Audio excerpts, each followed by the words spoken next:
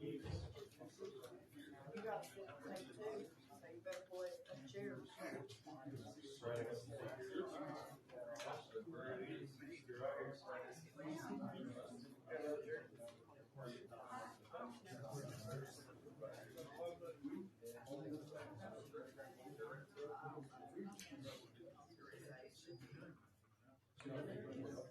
do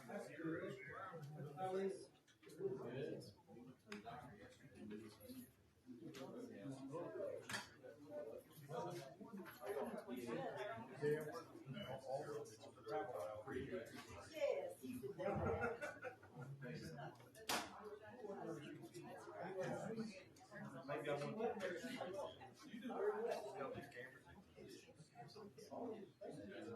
Are you saying this? Okay. First come, first served.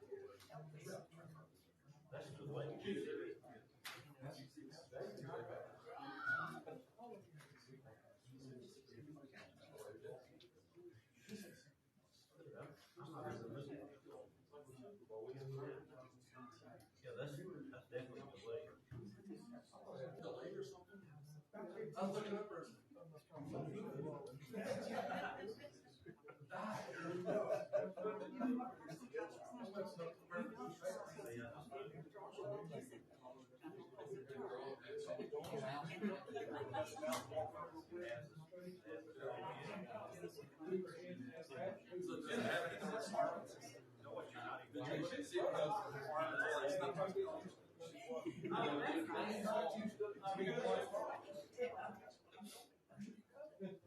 shelves 6 inches off. Are you gonna? Is that about 20 minutes delayed?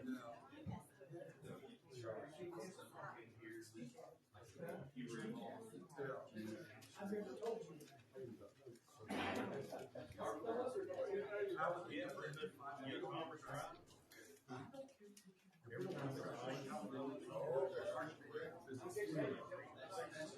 think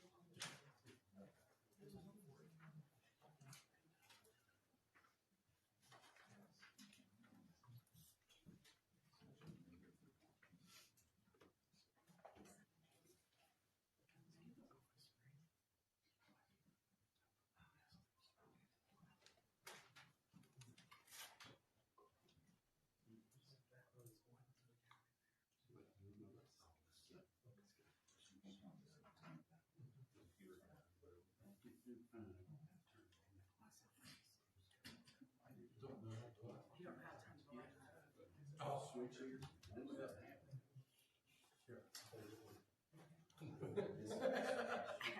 All done. Just ask it. I was just asking how it's going to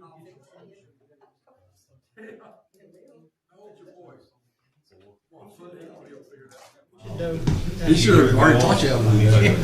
Okay, folks, it's 7 o'clock. If you'll stand with me, we'll pledge and pray, and then we'll get started.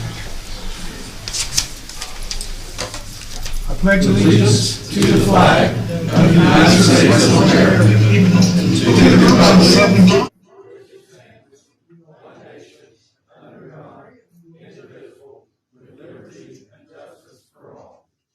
pledge allegiance to the flag.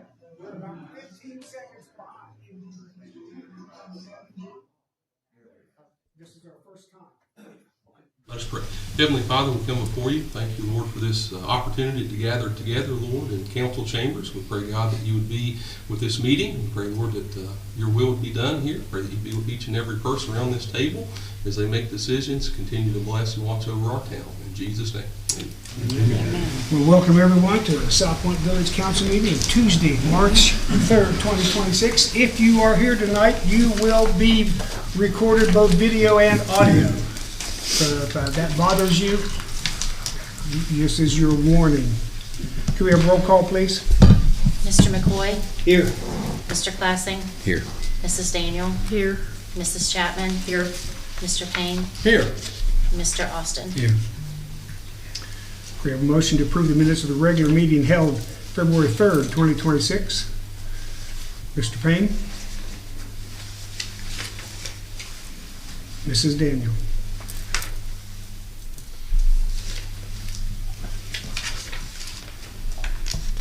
Mr. Payne made a motion to approve the minutes of the regular meeting held February 3rd, 2026, seconded by Mrs. Daniel. Roll call. Mr. Classing? Yes.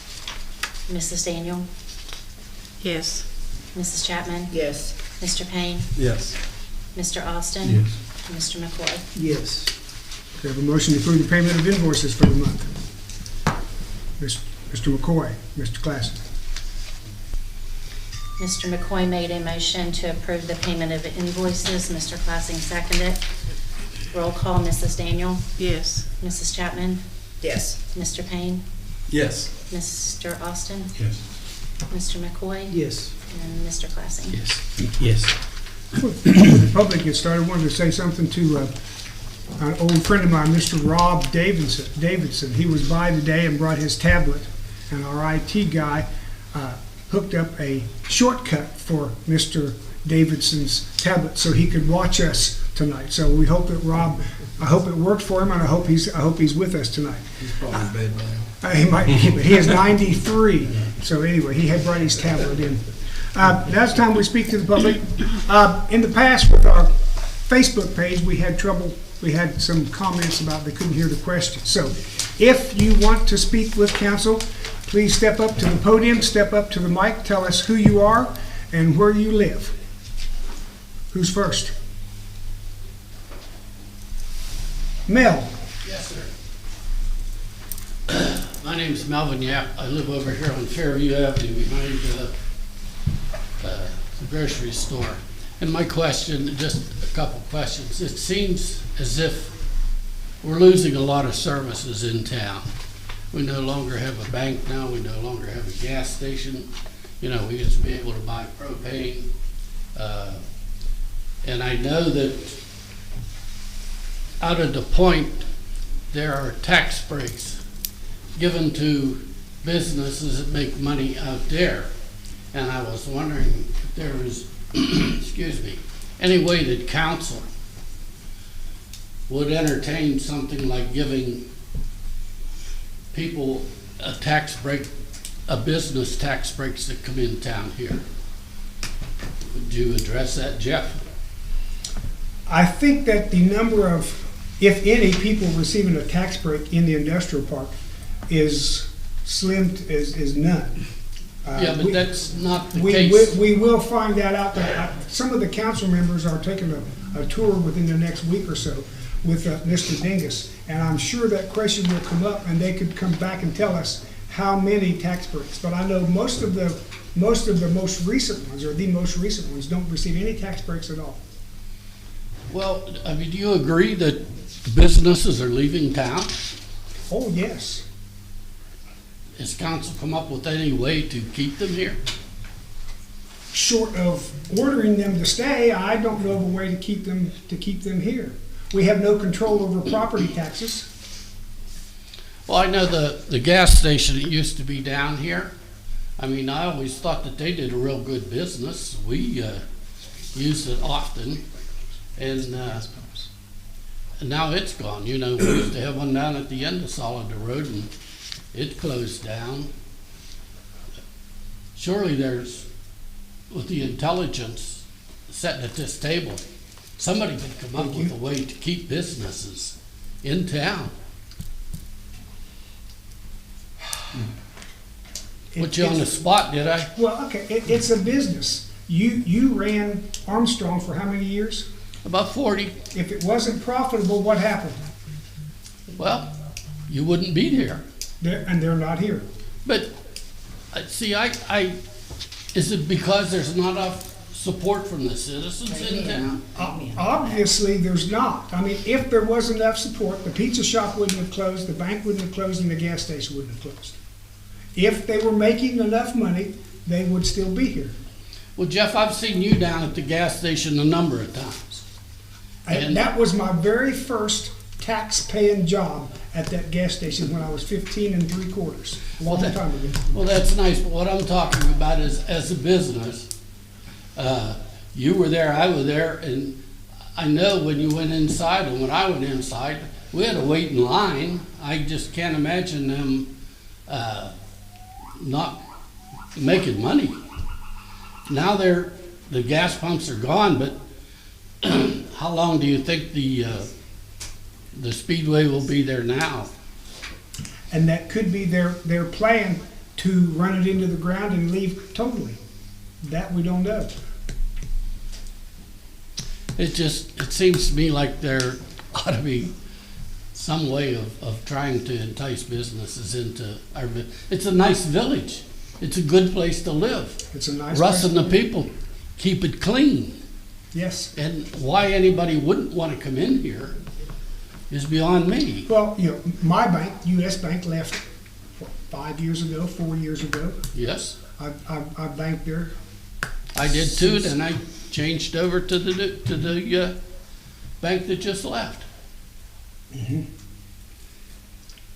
I know of no way to get them to stay. We have no control over taxes. We don't tax. I understand, but is taxes the only thing that is making you believe? What else might you think of? I don't know. Water, sewage, I have no idea. You know, the places like that, you know, and maybe the gas station might, but you know, they use minimal water and sewage, probably not more than 150 a month. No, they're using a couple thousand gallons. Okay, so a couple thousand, you know, $100 a month. We could give them free water and sewage, and it's $100 a month, and I'm sure $100 a month is not going to entice someone to stay.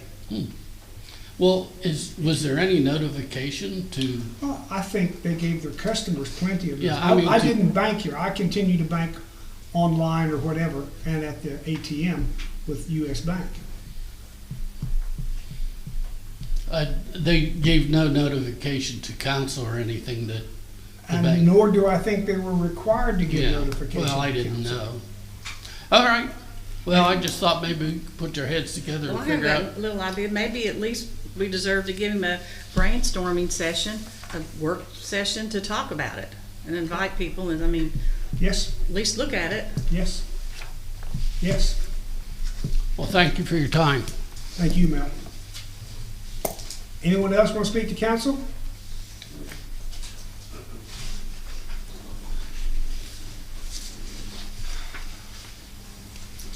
My name is Rick Fitzpatrick, and I live at the corner of 2nd and Spencer. Most of the stuff I'm going to bring up was actually reviewed last year, and there was still nothing done about it. The speed limit down 2nd Street to the park is 25 miles an hour, and once you get to the park, it is 15. I brought up last year about maybe putting the street side stop signs back in at the corner of Spencer on both sides. The one is actually gone, and it was removed for some reason, I don't know, and they didn't seem like they wanted to put them back. And if you can't tell, I get nervous speaking in public. It's all right. Anyway, We don't have that many viewers yet. I done some research. Speed bumps. I brought up putting speed bumps down through there, and they said the state of Ohio does not have any speed bumps. But if you happen to wander around the high school, there is quite a few speed bumps. Speed bumps run between $50 and $200 each. I would say to do an adequate slowdown for the park, you need about 6. I also got a parking problem. 3rd Street and Ferry, yes. The business there, whenever they are operating, gives you a blind spot trying to pull out onto the highway. I brought this up last year and was told that the state was going to re-blacktop 4th Street. Still waiting on that, and once they did that, they would put up handicap or no parking in front of the building, which none of that's done yet. Handicap parking along the park. Right now we have 2 spots, maybe. I don't know, go ahead. Okay, but anyway, they are about 100 yards away from the picnic area. So you might want to look into that. And the cameras, who maintains the cameras around the city? We do, and go ahead, we do. And I'm going to address each one of yours in order when you get finished. Okay. Well, the reason I was asking about the cameras is up by the picnic area, by the boat ramp, someone is enjoying the gravel area as far as doing donuts. Mm-hmm. I didn't know if the cameras can actually get looked at regularly or it's just as needed. Okay. And then also, thanks for putting up the dog waste stations at the park. But I know we have a no leash law for dogs, but what about all the cats? Does the ordinance say animals must be on a leash, or does it say dogs? I think it says dogs. Okay. I think it's just dogs. Okay. But there's one house off of 3rd Street that there's an easy 10 living under it, which have a tendency to do damage to your vehicles, yard, and everything else. Okay. I'll address that. That's all I got. Okay. What was your first one? I'll do that. What was the first one? The speed limit. Speed limit, we dropped it to 15 after Spence. Correct. I will say right now, chief, officers, write some tickets there. Let's have some speeding tickets between Spence and McGinnis. 15 miles an hour. Okay? I'm not really into seeing speeding tickets because everybody's going to work for But me. now we're going to speed bumps. It's my understanding speed bumps are not allowed on public roads. I would say the school is private property, that's why they have speed bumps. We're not allowed to have speed bumps. Now I can have potholes. Yeah, we got those. Yeah, we got those out in front of your house. We got plenty of potholes, so that may slow them down. But that's speed bumps. We're not allowed to have speed. I came up with that idea 40 years ago, and there was some other Gaskin mayor, and he said no. So anyway, what was next? I'm sorry. Well, anyway, on the speed down through there, you got commercial and individual people driving through there like maniac. The speed monitor thing you put up, I found very entertaining because it would register speed from 10 miles an hour up to 48. And that happens when you have speed monitors. They see who can get the record. Yeah, I know that happens. Yeah. We'll spend some extra police time down there, write a few tickets, and maybe the word will get around. And I will tell you, we have to tell village employees to pay attention too. They're not immune. I wasn't going to say that. I will. Well, they're not immune. What else, Rick? What was next? I'm sorry. No parking on that. Yeah. Blind spot on Yeah, Third. blind spot. 3rd Street. Blind spot on Third. I don't think we can stop those people from parking in front of their building. And you've lived there for how long? There's been a barber shop there since we were kids. And there's always been parking there. So I don't think. You're unblocked up. He's talking The about old- Imagine. Fair. Yeah, he's talking fair. about my Ashley. Okay. Yep. We have marked off that. You see the white lines. We try to keep them as far off there as we can. Along County Road 1, Ohio law says they have to park 4 feet off the white line.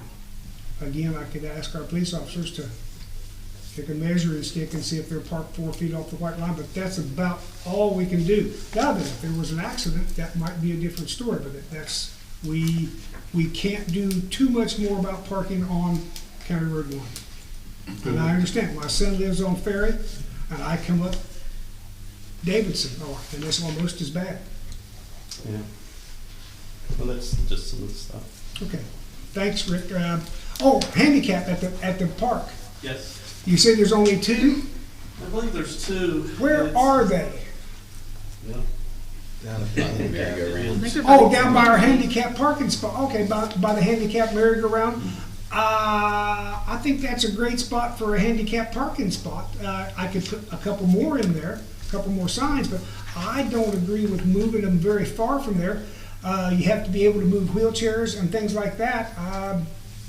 I'm not sure we could do too much more with moving them. Well, right now, if somebody was to go to the picnic area, where we got the new walking park in, which our walking path in is great. But when you put it in, you also raise the step about 6 inches. Yes, and that's not handicap accessible.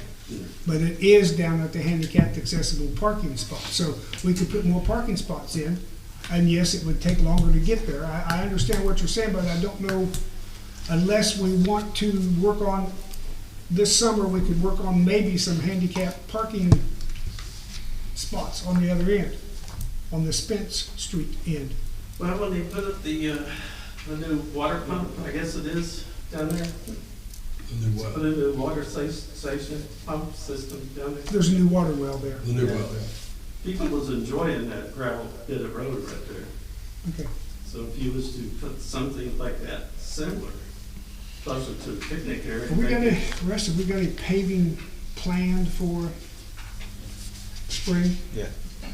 What we could do is, we could pave the gravel part and maybe make a couple of extra, handicap spaces on that end and use that gravel to meet up with, the walkway. But that would work, to get past. Once we get some paving done, we might be able to come over there and do some paving.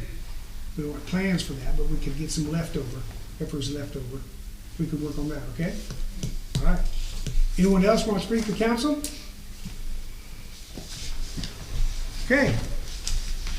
Is there any old business?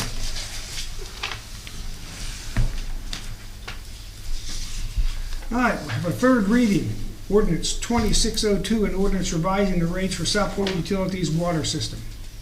Mayor, I have some comments to make about We that. probably should have a first, a movement and a second, and then discussion. Okay. Okay, so is there a motion to adopt 2602?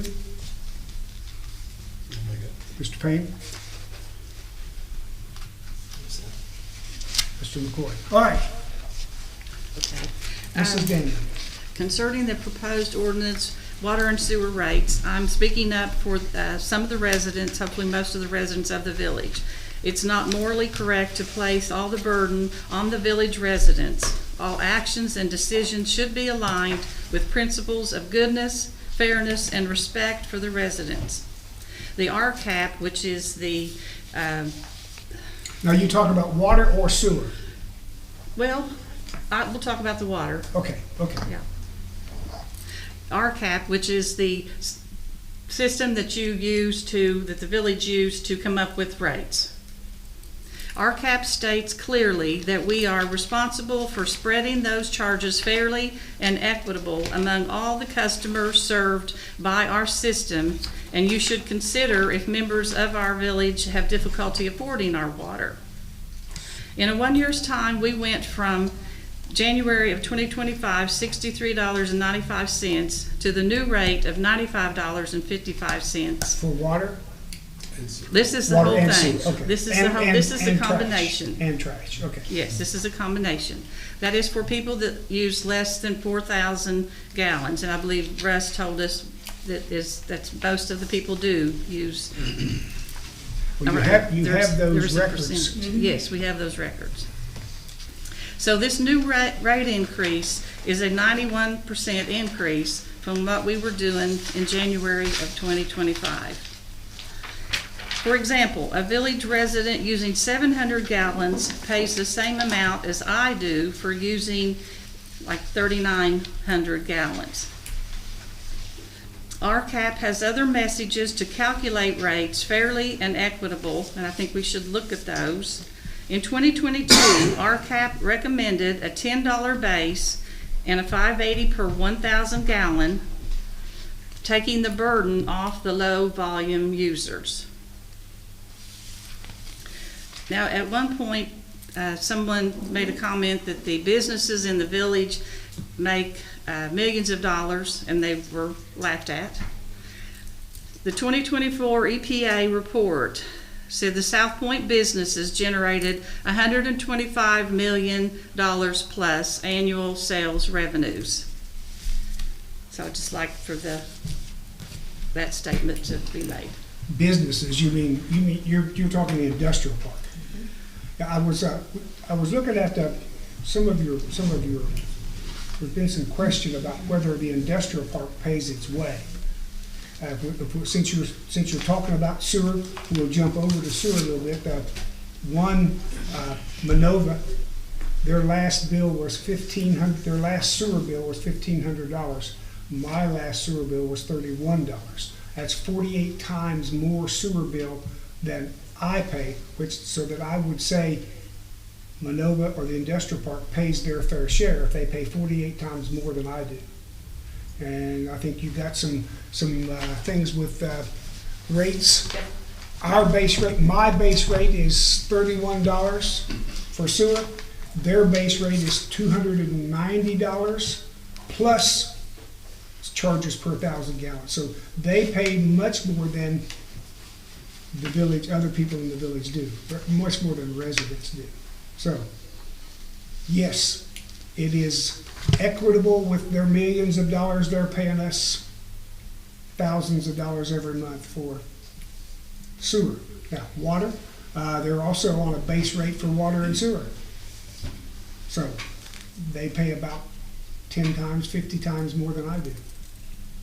Well, what about the widow that only uses 700 gallons, and she's paying the same as I do for using almost 4,000? Also in the RCAP report, they will tell you that it costs us $41 a month to get water to your house. And we give you 4,000 gallons to get water to your house. It costs $41 per month to get water to every house in South Point. So, Well, then why did they make the recommendation in 22? that was that one I don't know. There are all kinds of recommendations out there. Well, it was for this Bob village, had one though. that was It was for this village. okay. So that's your that's your decision. Council can charge anything they want. Russ, do you got anything to talk about? If we're going to talk water and sewer, you see that the sewer department was $100,000 in the red last month. Well, for January. Now that changes and goes up and down. Russ has go ahead. Well, I've held off since December on making some purchases on some lift stations that I need to get repaired. I've got one station that, the pump alone is $28,000. The electrical controls that run them pumps is about $31,000. I've held on to this since December. When this station goes down, I don't have a backup. This is my backup, what I'm trying to purchase. So these are some of the expenses. And now our plant, the sewer plant, and I'm not sitting here the sky's falling. I'm just informing you on what the issues are.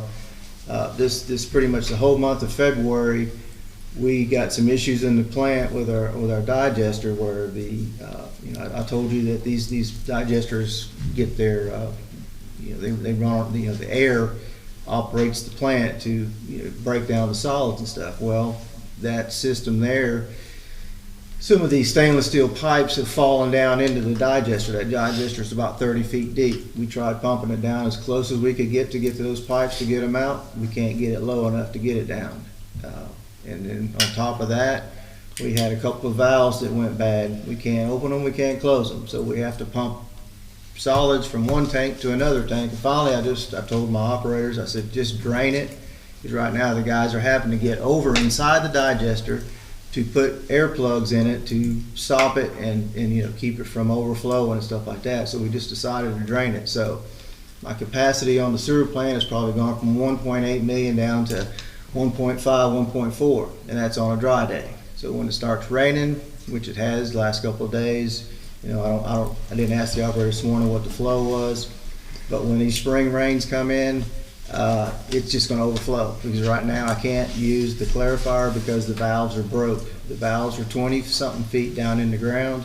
These guys are going to have to go down in there and disconnect this stuff. I'm trying to get the valve now, but I've told Mike and the other operator, I said, wait, let me see what we're doing with these.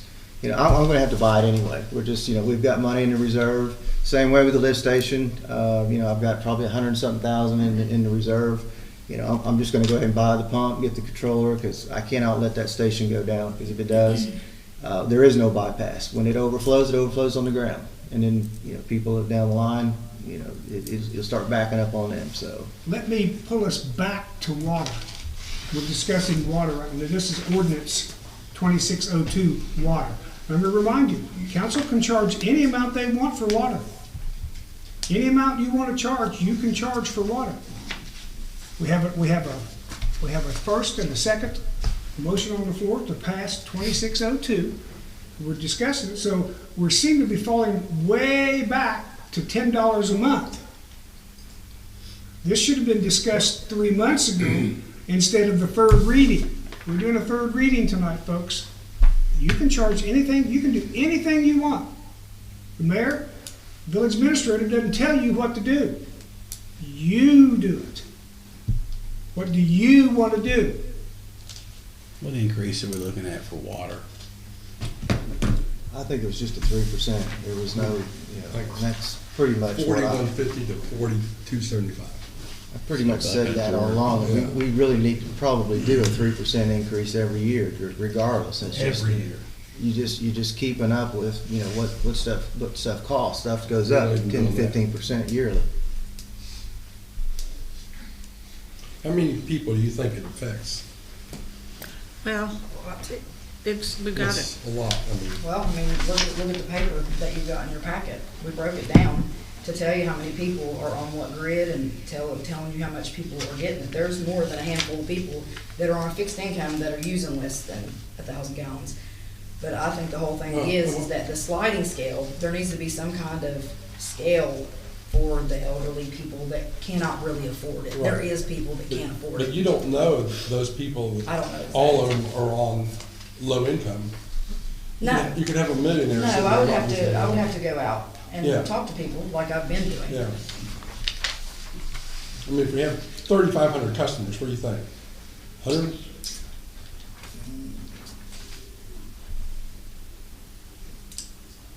I don't know, I can't give you a number. I can't give you a number until, like I said, I go out and talk to people. But there's been more than a handful that I've already talked to about it. And I know Russ needs money. Russ, I know you need money, I know you need it to repair, but I'm just saying these few $1.25. people. And What's we did that? a we It's did a a big study. difference. We did a study when we done this rate and this rate study, that we went around and done an LMI study, and we just had basically one area that was affected with low and moderate income. And the rest of the village was at that time, 60,000 per median household income. It's now up to 80. So, but yeah, we did do a study, a rate study on LMI, and we just had one area that was affected by that. So, and in that one area that was affected, I'm going to assume there might have been, I'm just throwing numbers out, maybe 35, 40 residents up that street that had the issue with LMI, low to moderate income. And that was basically around the government Village Square apartments in that area there. Village Square, yeah. Well, I'm still just going back to pay for what you use. The original one was $10 base, but there's a scale in there that takes it up to 24, and then we could, move it on up to what it would We are be. behind now. We are behind in money. Well, this is my issue. My issue is that it's going on to residents. It's not their fault that we're behind. It's not their fault. They never said that. I mean, I'm blown away Well, just and because you're I know right, that you we know, need it. For 60 years, we had free water. Right. I mean, and now, finally, we have to pay for it. So, it's not their fault, but, okay, it's the fault of this body, not this body, not the people in this body, Past but this bodies. body Right, from yeah. 20 years ago, 30 years ago, that kicked the can down the road. Right. And now it's up to you folks to stop kicking the can and do something about it. Or kick the can down the road again, and, you know, in a few years, we'll all be gone and somebody else can take care of it. If we don't have to sell it, and if someone else doesn't come in and take over. Someone come in and, you know, they had to sell Union Rome, we're back to sewer, but they had to sell Union Rome. And that would be close to almost $100 a month for sewer. And they're triple our sewer rates, yes. So if we don't take care of it, someone else will. If you folks don't take care of the water and sewer system, someone else will come in and take care of it for us. Well, we've always had the benefit of having our own water, our own sewage. We've always had that benefit, correct? And politicians have used it to keep the rates low, to get votes. I will piggyback on that 25, 30 years ago. That's right.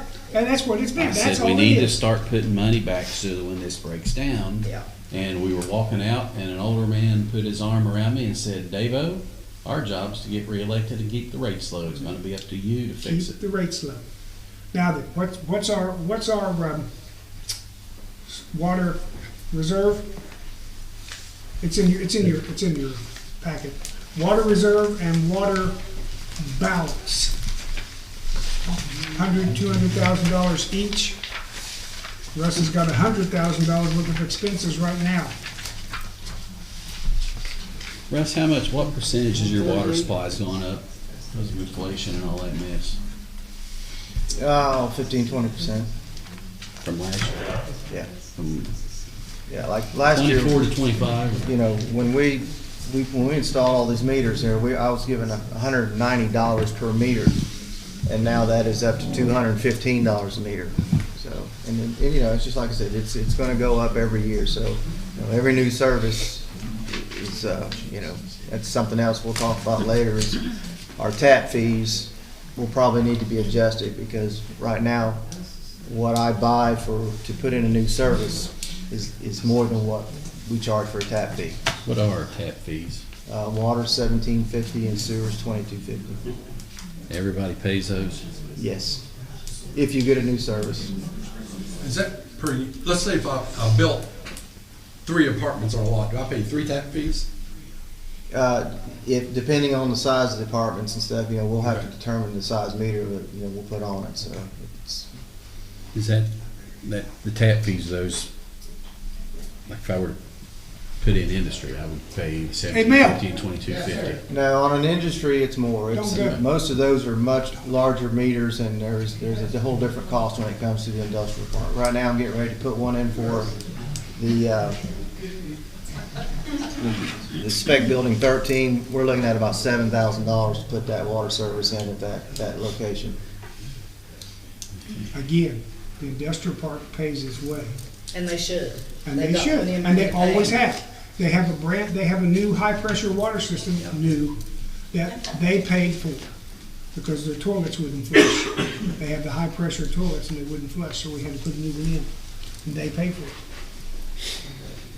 Well, has anyone worked the numbers to see if we would increase it to a base of 20, and then people would still just pay for what they use? Did you run the numbers on that? I didn't work on the water. I was working on the sewer. You were working on the sewer? The water problem I thought was resolved last year.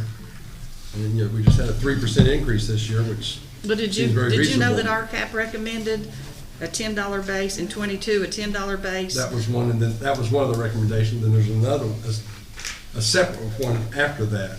Yeah, it was after that, but I'm talking about Yeah, 20 originally, yeah, 22. that was, And it showed the increments to increase by with inflation.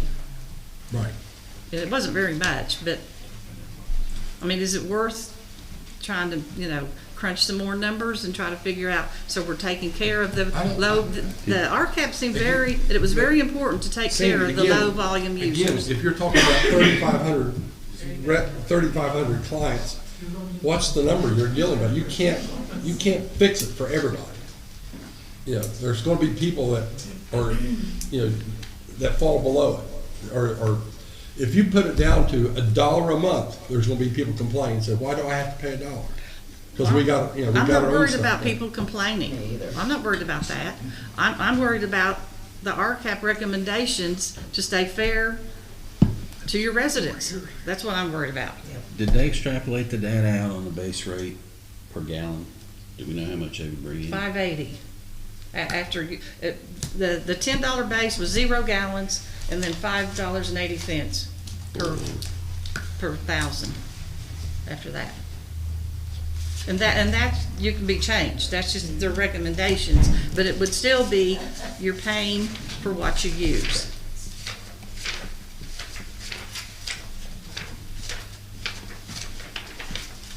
The problem with that concept, though, is that we have fixed costs that we have got to overcome, regardless of how much that we use. And RCAP's summary, when they went through this, they anticipated that. They looked at the residents, what the usage was, what they predicted for the future. And if we don't get above that fixed cost, some way, somehow, we're upside down. Bob has done a study here as far as revenue loss, what's occurred over the last 10 years. Actually, it goes back 25 years. Bob, jump in here and that's the sewer. Yeah. But the thing is when you compare the two, they're equivalent. Very equivalent as far as cost goes. So you want me to do that now? Bob, is No, that we need to finish up with this ordinance first. Okay. We need to finish water first. RCAP was not a perfect study. That's what their job is. They're third party to travel all over the place, provides us information. A lot of it's legally bound. We did have some challenges with it, but at the end of the day, we're going to have to make a decision based upon the accuracy. And right now, I have no reason to believe that they are not accurate based upon the number of towns that they look at on an annual basis. You said that we have a base rate, we have A fixed rate. We have a fixed So cost. if we gave someone discounts, that means we wouldn't have that money. That means someone else would have to come up with that money. Yeah. Would the base rate and all that, would that bring in more or less money? Is that extrapolated through? That's why we need to crunch some numbers and find It out. would bring in less because that's what you want. You want it to it would bring in less because they'll be paying less. Russ, those rates you've got another sheet somewhere that you have those rates for 25, 26, and they're different than the original RCAP. But were those revisions that he gave you, or? I don't have it with me. I think, Yeah, I don't have it either. Because I think that base rate that Sandy was talking about that was back in 2019 when they first. Yeah. So the revised one, I think, is the one you're talking about. But I don't have it with me. Yeah, I don't either. I didn't bring that with me. But yeah, The revised one didn't take care of the low volume users though. no, it's just based on everybody. Right. And it's based on the fixed cost, of what it takes to get the water to each resident. So that's what they based it off of. It's somewhat similar, but if you remember when we had the Southeast Ohio EMS district, we pay a tax to the county to have those stations ready to go. And people got fussing because if you called and had an ambulance come to your house and they charge you $400, you say, I already paid the property tax. Why do I have to pay again? Well, your property tax pays for that ambulance to be ready to take you. Your $400 is for them to take you. And that's what we're doing. The base rate, that $41, that's to get that water to your door at first gallon. That's what we charge for the first gallon, and then the other $3,999 is free. and then we start charging after that. So that's basically. They're ready to correct? serve, yeah. Yeah. It's just a fixed cost. It's just like, it's almost, it'd be similar to you going back to wherever you purchased your car and saying, I'd like a refund because I don't drive this as much as you thought I was going to. But you wanted that car, so and everybody wants water, so we have to be able to provide it. And the problem you'll see in the last 25 years, we're not even keeping up with inflation though. We can't even keep up with what we used to buy in 2000. We don't even have hardly the buying power to do that today. So how is he going to fix a 50 or 60-year-old system where you saw what they did with the water system, and that worked almost exactly what RCAP said. RCAP said when you meter and get the appropriate things in there, your water usage go down about 48%. It's almost exactly what it went down. So, Well, in the current RCAP that's online, it talks about, it gives some examples of what you would charge for a base for a 2-inch pipe commercial. And we charge, what is it, 53? I believe it's 53. The base Something like that, yeah. for a 2-inch. 5305, yeah.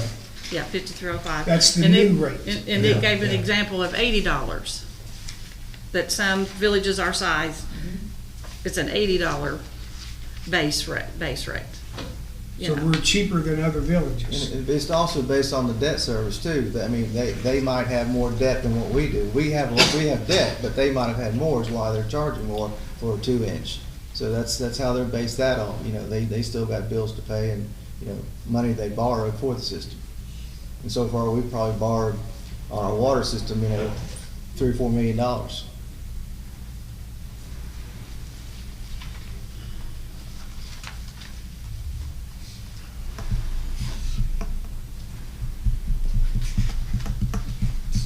So what do you think? I mean, Well, I've said I've said how I feel, but out of respect for the residents. well, I understand that, but I mean, what's the solution? I mean, what do you think we should do? I guess that's. Well, that original RCAP said, Forget you know. that's 6 years old. Forget the original one. Not the one- concept, not the concept. We can change those numbers, but the concept is that you pay for what you use and you take care of the low volume users. Then somebody has to pay more. That's right. That's exactly. Are you willing to pay $1 or $2 more a month so that your neighbor can No, I have? told It him didn't my say opinion that. on that. And I told him that's my fine. opinion on I that. I'm willing understand. to do that. Yeah, mean, but the RCAP didn't say we had to do that. Right, It didn't say we had to do Well, they said that. we have to have a high enough price everywhere else to take care of the low income. We have to pay the bills. We have to pay the bill. And we have to charge enough to pay the bill every month, whether it's debt service, whether it's electricity, toilet paper. RCAP even went down even there, so everything. We have to pay the bill. And it cost us $41 a month to pay the bill. And you can't get that money anywhere else. Oh, yeah, we can. Well, okay, well, all right, then where? Can get it. Where? I mean, we're at the third reading, folks. This should not be the time to discuss where are we getting other money. Where are we gonna come up with money for You the have water new department? people on the council. I'm Okay. sorry. Well, no, but you've been here for all 3 of these readings. This is, where do we come up with this money?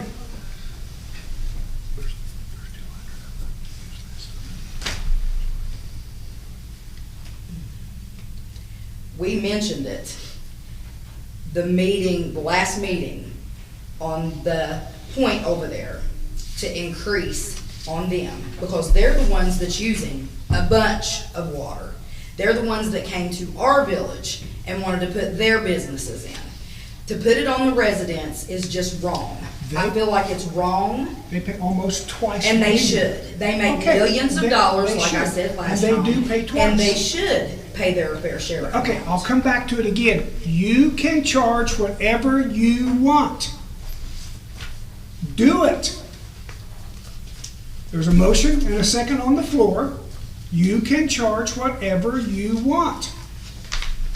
And then in 5 years, we'll see if we have enough money. If you want to charge $10 plus 7, fine. Do it.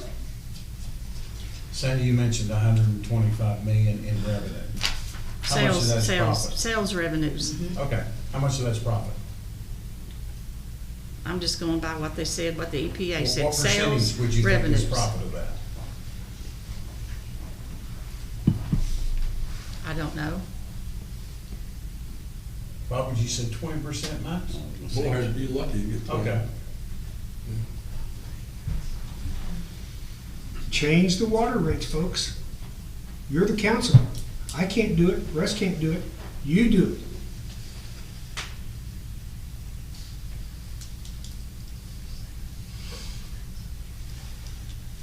Let's vote. Well, we'll vote on this one. Vote on, you have a motion and a second. Ordinance 2602. Mr. Payne made a motion to adopt ordinance 2602, an ordinance revising the rates for the South Point Utilities water system. Mr. McCoy seconded it. Roll call. Mrs. Chapman? Pass. Mr. Payne? Yes. Mr. Austin? Yes. Mr. McCoy? Yes. Mr. Classing? Yes. Mrs. Daniel? No. Motion passed. Ordinance 2603, an ordinance revising the Southport Utilities wastewater rates. Now then, we can get more into those rates. Russ was more what Russ was talking about, the lift stations and the losses for the month. How much have you got to spend right now, Russ? I would say right at about 100,000. Okay. Do we have a motion to adopt ordinance 2603? Mr. McCoy? Mr. Payne? All right, discussion? Yes. Greg, I think you have quite a discussion. Well, it's not, it won't be that much, but I need my chart. My first one.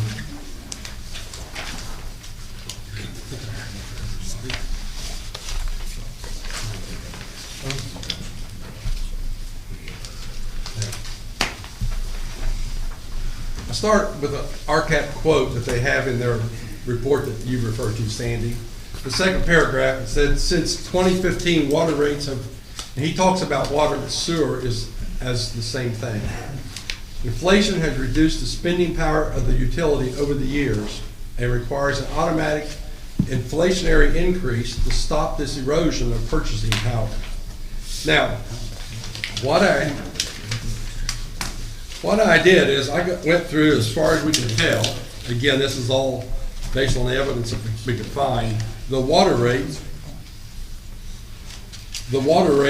from 2000 forward, and then put the consumer price index to the beginning rate in 2000 to determine what the rate would be based only on inflation versus what we're charging. And that's my next slide. Can you see that, number 2? And this is sewer only.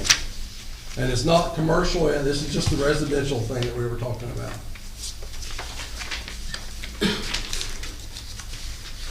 Now, the orange line that you see represents what happens to our sewer rate based on just adding inflation to it year to year. I took the consumer price index from the prior year and added it to it to increase the rate. The blue line represents what we are actually charging during those time periods. And you see a lot of times we are actually under the inflation rate on, we were losing money based on inflation only. Okay, next slide.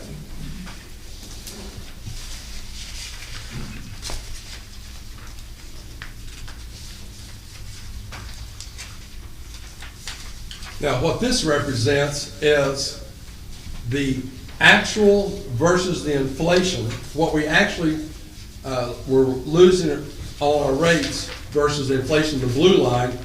The yellow is the cumulative loss. And we were up to, in 2010, we were at almost a $500,000 deficit just from inflation. That doesn't count, anything else going on. And we broke even in 2024. And then we took that $10 a month, or whatever it was, 21, about $10 a month increase, which generated a surplus of about $300,000. From 2020 to 2025, cumulative, as we stood right there, we only had, for the 3,500 residential customers that they told me about, just on that customer base, we had a $300,000 surplus for 25 years. So you can see we're not even hardly keeping up with the amount that inflation is causing us. And let's see, we got one more. Page 4.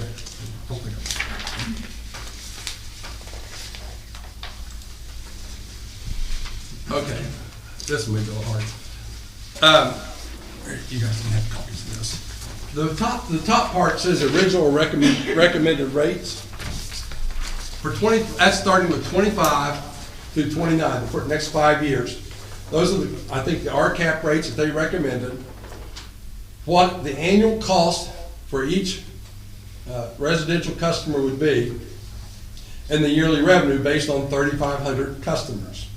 And you see for the next 5 years, it's $9.46 million. And 25 is correct. You had about a 95% increase, but then after that, it drops down to, it was 4.5 all the way down to about 3.14%. Now, if you look in the middle, these are the numbers based on the requested rates, that the actual rate that took place last year and what Russ is recommending this year. The difference last year, when we took that $10 back off of there, on 3,500 clients, that's $10 a month, that costed, we took in $420,000 less revenue than normally we should have. This year, if we do what Russ has recommended, the 3,760, we're gonna lose another $250,000. Not lose, but not take in. And then if you get back to the normal rate, which will be in the 4th year, but the 3rd year, you'll also, I think I just put a 3% increase and another $5 in there, but you still lose $58,000. But because of changing those rates, we're going to be $750,000 behind in what we need to keep this plant upgraded. And that's what this, and that's what on the bottom is the suggested rates, is to move it back up to the 43.37 that it was supposed to be, and bite the bullet. And he's right. For the last 25 years, everybody's kicked it down the road. If they had raised it the way it should have been, we would not be having this discussion right now. But we have got to come up with money. How much is what you're working on right now going to cost? Well, what I'm working on right now is about $100,000, but I've also got the Headworks that we just took that on. That's $685,000, which now it's till it's done, we're probably going to be up over 7 on it. So those two right there, $800,000. It's already above what we're losing in the difference. I know it's tough, but that's the problem. That's what happens when you kick the can. It just gets bigger and gets dents in it. And you can't fix it any other way.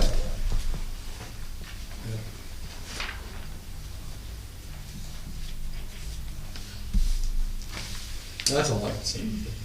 What percentage increase are we looking at if we do 43.37? It's the 43.37 is 37%. It was 48% last year and 37%. It's a very, very bottom section. Russ, do you think an So equivalent that's the annual increase. increase Okay. Yeah. Sorry. for the water would be what the future needs to be? A percentage? on both water and sewer, about 3%. The Yes. same percentage? Yes.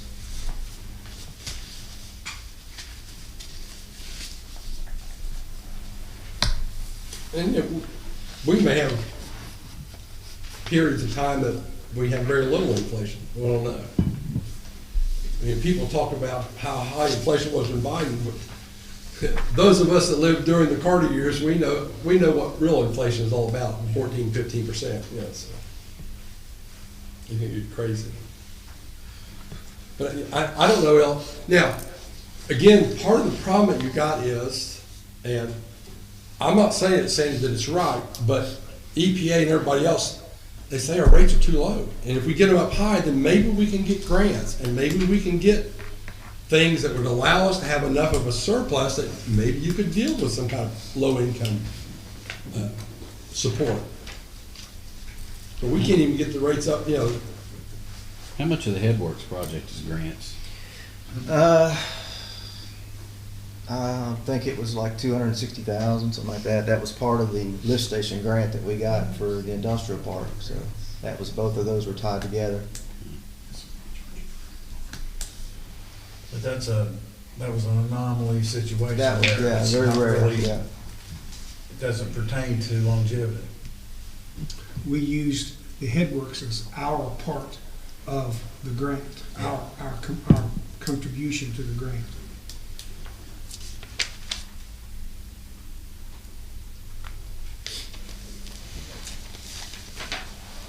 What we're gonna do now? And built into that cost of 43 is also the projections we had for the next 5 years of doing sewer line repair, and, you know, there's, and other infrastructure repairs. So that's not just the Headworks and the few things that's going on in the plant right now. That is the new, the blower system, the line maintenance, and some lift station repairs. So those, that 43 something is, you know, the projections for the next 5 years for those repairs. That was built in, RCAT built that into that cost. Sizing wise, Russ, you've answered this a half dozen times, I'm gonna ask it again. You feel comfortable sizing wise that we're okay, that it's not gonna take a major capital improvement as long as we reinvest in our system to keep it newer and operable? We won't have to deal with a mass volume change. We shouldn't, no, as long as we keep investing in it. And that was another thing, I think one of my coworkers here is to speak about. Not only do we need to invest in the infrastructure of the plant and all that, but I'm losing employees right now. I mean, I lost 3 here in the last year and a half because they left to go other places that they're paying more money than what we are paying. So you've got myself and probably 3 or 4 others that are probably going to retire in the next 5 years, and I really don't have any young guys coming up because they're not hanging around because we just don't pay enough, and they're finding jobs elsewhere. I mean, Heckler, you know, for meter readers, $27 an hour and 100% paid vacation. You know, these guys that I just lost that we sent to school and we training and licenses and all that, you know, they're all, you know, $22 an hour, and I can't blame them. I got one leaving this week. Friday's his last day. He took another job, $20,000 more on the year. I can't blame him for that. But that's another issue that we got. Not only is the infrastructure of the plant and the sewer system, you know, but I'm losing employees. When myself and these 2 guys back here, you know, that's it. All the old timers are gone, and I don't have any young guys that are hanging around because we just don't pay enough. So that's another issue I've got. But that's for another time, but that is a problem. The rates on the 5/8, on all the commercial, are those the ones that RCAP had recommended?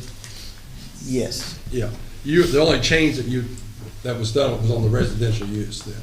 So if we get that back up, then we're in line with the RCAP recommendation. Yes, correct.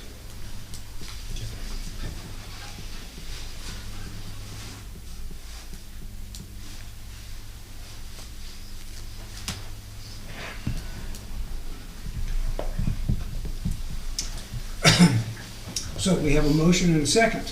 What are we voting on? We're The gonna vote- $5 Well, increase? that's where I was gonna head. What are we gonna vote on? Did we raise the rate? or- Did we raise it? Right now, we have a motion and a second to $37.60 per month.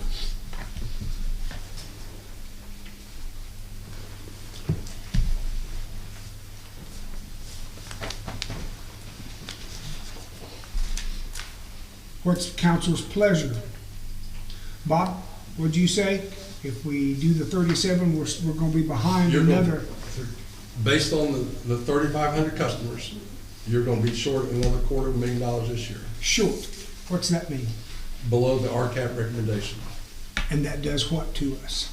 That's another $250,000 Russ doesn't have to spend to fix the equipment that's 60 years old. That's sunk down in the 30-foot deep pit. Yes, yeah. I would not go down there for $250,000. Do you want to watch? No.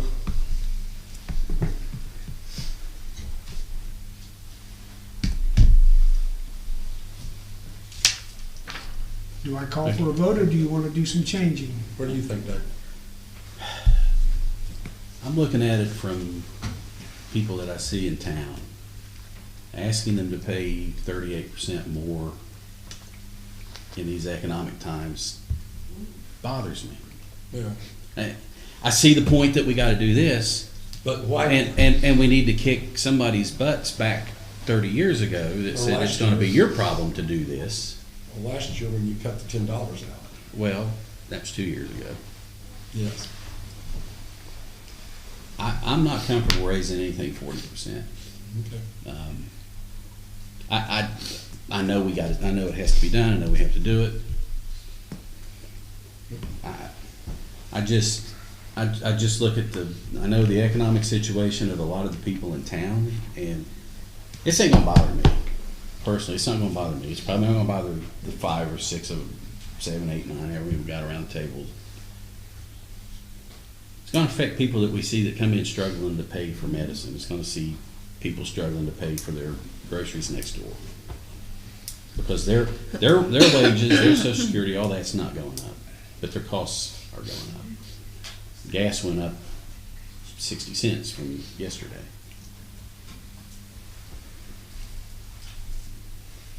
I'm torn right now. I would not support 37.7%. I can't. Okay. We campaigned, my thing was we'll keep these things reasonable. And the $1.25 on the water, that I think is reasonable given inflation. I thought it was going up more. I missed the work session. I had a horrible flu sinus infection, so I'm kind of behind the 8 ball on the numbers. But I see the point of why we need to do it, but I'm also looking at, the friend's grandmother that lives out Solid that uses 700 gallons of water and less sewage and 1 bag of garbage every 2 weeks. Russ, what will you have to delay if you only do the 3760? If you're already behind 400,000. The next 200,000, is that going to any major project? Well, the sewer lines was my priority, but since I've had the issues with the plant, with the digester and the clarifier, that has changed my priority. So I can say right now that's I could put off doing the line, any line maintenance right now, but then that could change next week with some other priority come up. But right now, my biggest priority is the clarifiers and the digester. But that could change next week, so it just, Weren't you focused on inflow when it rained? that was the part of, the lining of the sewers. I mean, but, I've dealt with that for, the last 10 years or so, but it just gets worse and worse every year, and it's just, that's another thing we've been kicking down the road, so,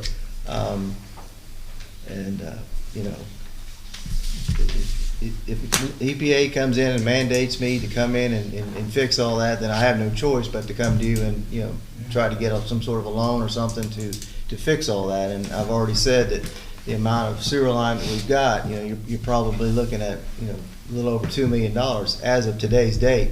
Now, next year, another 10, 15% on top of that, so.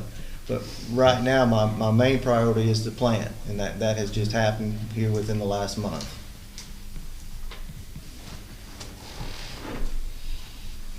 More discussion? But that is a start. I mean, like I said, we're raising it $5. Are we talking $5 plus 3%? I mean, and then come back next year and do the other $5, get it at least back to where it should be in 2027? Yeah. That's what I'm saying. Somebody needs kicked from 30 years ago Right. for.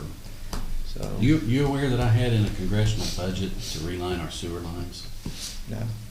Charlie Wilson, field rep, called and said, "What do you need?" Put it in there. Jeff's dad and Pat got the figures, passed the House, went to the Senate, and stripped out. Or that would have been done Yeah. 20-some years ago. You've already made a motion, we already have a motion to the second. Are we gonna change it or leave it the way it is? Just leave it, Mr. Chairman. So I have a motion to adopt ordinance 2603. Call roll for a vote. Mr. McCoy made a motion to adopt ordinance 2603, an ordinance revising the South Point Utilities wastewater rates. Mr. Payne seconded. Roll call. Mr. Classing? No. Mrs. Daniel? No. Mrs. Chapman? No. Mr. Payne? Yes. Mr. Austin? Yes. Mr. McCoy? Yes.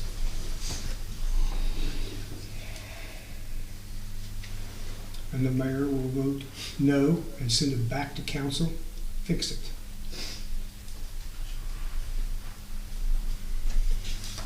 Now then, as I said, this is the third reading. It's not the time to come up here and say, we need to take care of this, we need to take care of it. We should have been talking about this 3 months ago. We should have been talking about this in work sessions if you want to have them. Go back to work and do something and come up with something. Moving right along. Resolution 2601, a resolution to retain village legal counsel. This is the third and final reading on this. Have a motion to accept 2607? 2601. 2601. Motion. 2601. Okay. Wherever it is. We've got 07 here. Do you have the contract? It says we've already I have accepted the the contract. contract. I have the contract. It's in the email, yeah. We have a motion.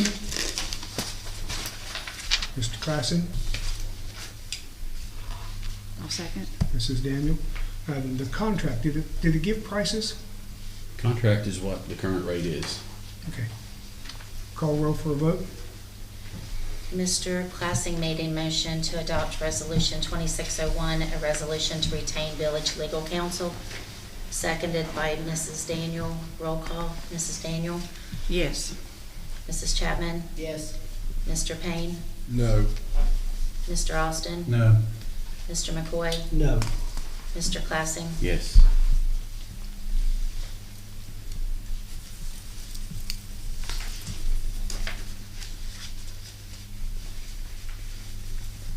And the mayor votes yes. Motion denied. Okay. Anything else? Mayor, I'm not sure you can break that tie. Then do something about it later. Tonight, I'm breaking it. Okay. If you're breaking it, I'd like to make a motion to change whatever the resolution number is, suspend the 3 reading rule, retain Randy Lambert as our attorney for the period stated within this resolution. Is there a second? I'll second. Call roll for a vote.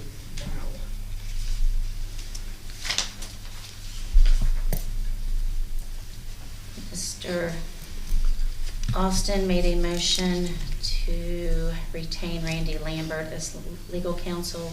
Mr. Payne seconded. Roll call. Mrs. Daniel? No. Mrs. Chapman? No. Mr. Payne? Yes. Mr. Austin? Yes. Mr. McCoy? Yes. Mr. Classing? No. And the mayor will say yes, but all that does is suspend, the vote to suspend the 3 reading rule will not pass. It'll go to a second reading next month. And if there's ordinances and ORCs that you need to bring up, do it in between. Do you want it in I don't care how it goes. private session? Well, Executive session? things like this will come within the executive session. Okay.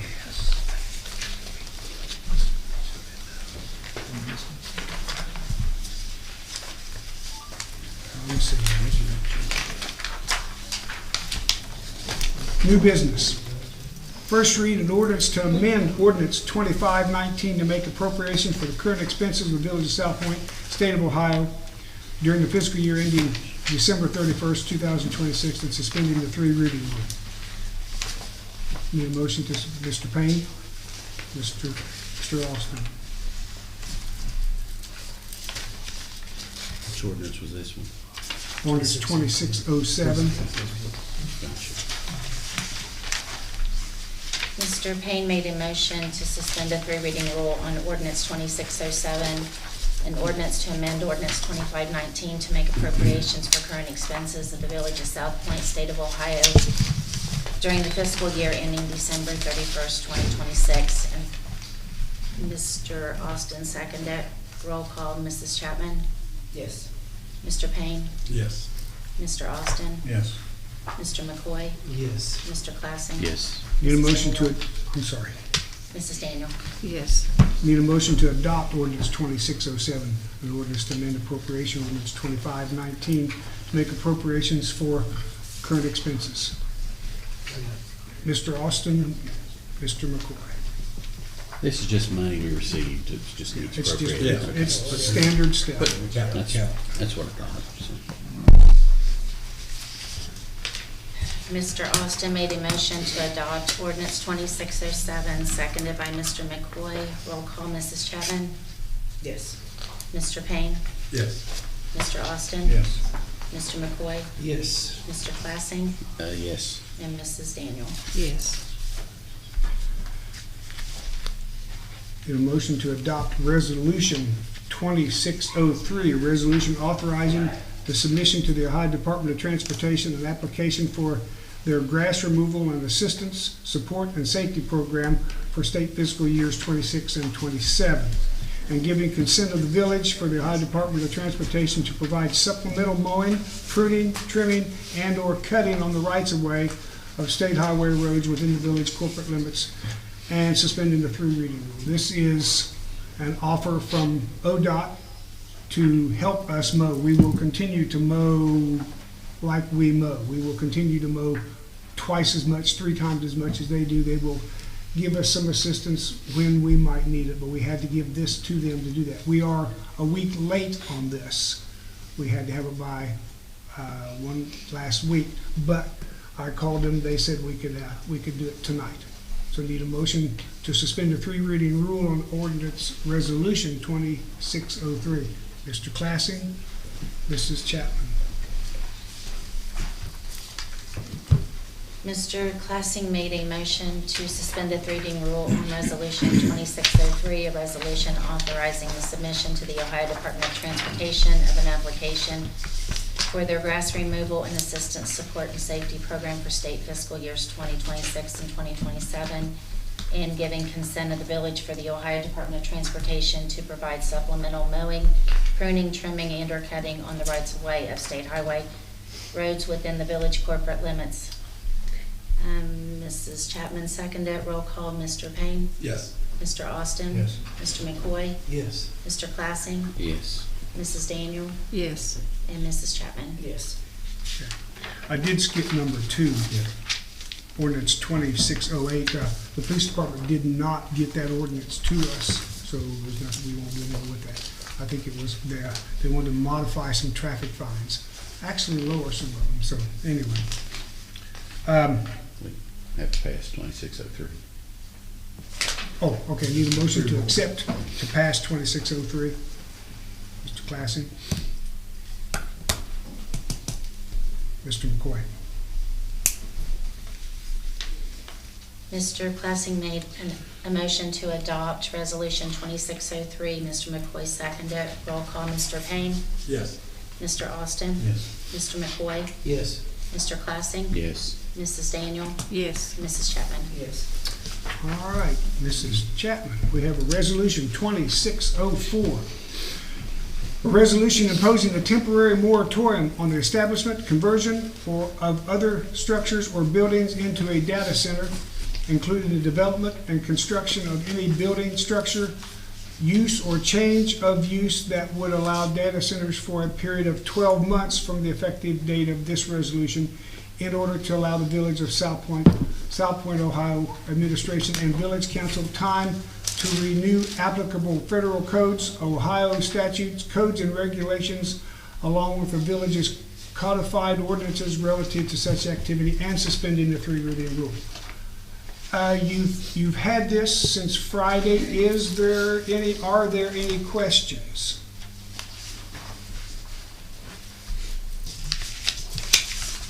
Okay. I have a couple. First, we don't codify. We don't codify our ordinances. Are you advocating for codification? Are you proposing that we codify? There's 3 mentions in this ordinance about codify. We don't codify. Bob, Maria?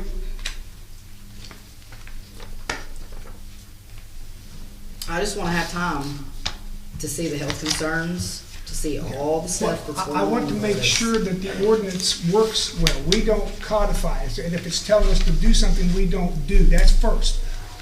We can do the ordinance, yes, but there are a couple of things like codification. Bob, you've been working on codify. Yeah, You've been thinking about it. Yeah, You've been yeah. thinking about it. Basically, my understanding of codification is where you take all the ordinances and laws for the village and you divide them into sections. You know, like, you'd have a section, this is an example, like section 10 would be all the fire codes, section 20 would be all the police codes. So if anybody said, you know, what do I do about the police, you know, for a certain thing, they can look in one code section as opposed to having to look through the entire 30-year history of it. Yeah. The other thing with codification is they have to be constantly updated. So if you pass an ordinance that changes an old ordinance, then the one that's in the codified ordinance would have to be the current one. Right now, you have to go back and go through and see if there's other ordinances that apply. Someone does that, Bob? Yeah, the American Legal Publishing, I think, is one that does most of them. They did Where You Were, yeah. And it's all online. You know, they have a fee that you have to work into, but they will take like the last 20 years and codify it, and then they will help you review it once a year to see what needs to be changed. And they'll look for conflicts in the present. If you have an old ordinance that has been superseded. Will they update it during the year or just at the end of the year? I don't know about that. I didn't get that far. Updated as much as you would want them to. Okay. Yeah. I think it's a good idea. Is that something council would like for us to look into? That will help this ordinance along, or this resolution. I think on this one, you could take the words codified out and just say village ordinances. Okay. And that would be appropriate on it, so you can still pass think that- this and then look into the codification. Okay. That's the intent, just to see if they're in conflict with our ordinances Yeah. and state law. Yeah. So, I'm assuming where this ordinance come from, they had codified ordinances, so we just need to take the word codified out of it. On section 1, page 2, section 1, third line down, exceeds 3,000 square feet. Yeah, I had a question about that. Oh. It's almost like if the buildings are greater than 3,000 square feet, you couldn't put in computers. I didn't know if it read just right, you know. Maybe I misunderstood it. Because you have AI data centers, enterprise data centers, managed services data centers, co-location data centers, cloud data centers, or edge data centers, as well as physical facilities that organizations use to store their computing machines and related hardware that exceed 3,000 square feet in size. Yeah. My building I just sold would probably not qualify if they put computers in there. Is that the computer exceeds 3,000 square feet? I don't know, that's why I was just, it was a little vague on that part. I thought maybe you just needed to look for clarification on that. Well, or we could just leave that part out, again, just take that part out. 3,000, it would seem, This has been adopted, and this has already been in effect in another county already.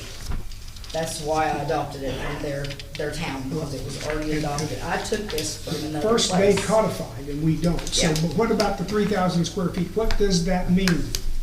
If it's less than 3,000 square feet, it can be a data center?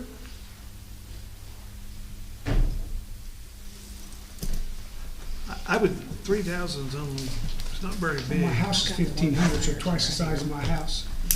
My building was 5,000, it's 2 floors. How big on one, 2 floors, 5,000, so 2,500 each Yeah. floor? How- So how- your old building could be one, is that what this says? How big's the computing equipment in these centers, do we know? Well, the AI data center, that's about all they are. That's what I mean. I would think that applies to the computing system and the data system, not the building. Yeah. Why don't we take out that? Oh, you think the Yeah. hardware, it says as well as physical facilities that organizations use to store their computing machines. Well, facilities, that would be 3,000 then. That would be the building, but by reading it that way, wouldn't it? Yeah.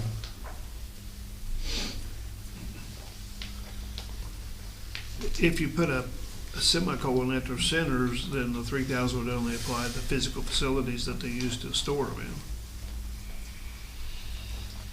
Progressive communities all over America are building these at a staggering rate.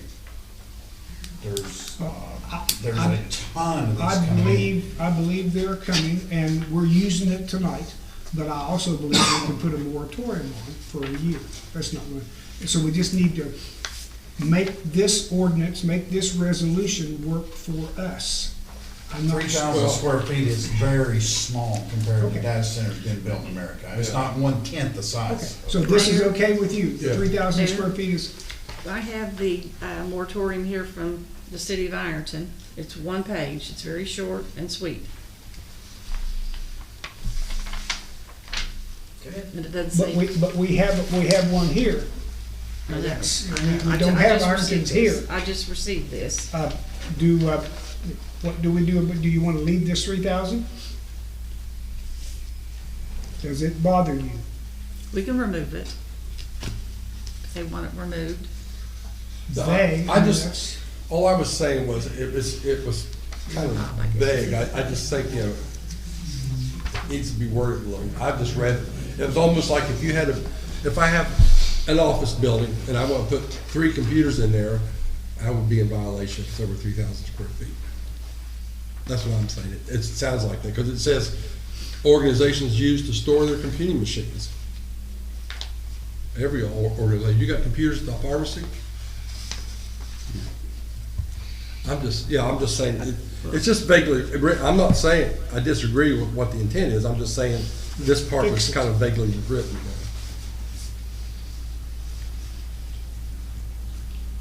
And, Maria, do you know, section agree that 2 we also, remove that?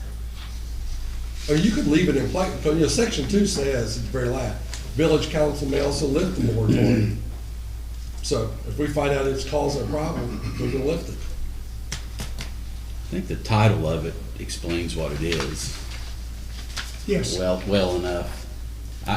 I'll be the first to tell you, I don't know anything about these. I know a lot more than what I did a month ago.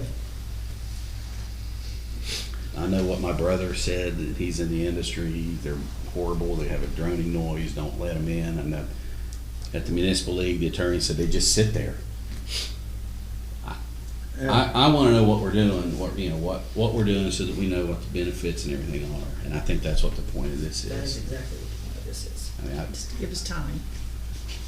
I don't think anybody has a problem around the table admitting that we need to know what we don't know, and this is something we don't know Okay. about. Let's make this work for us.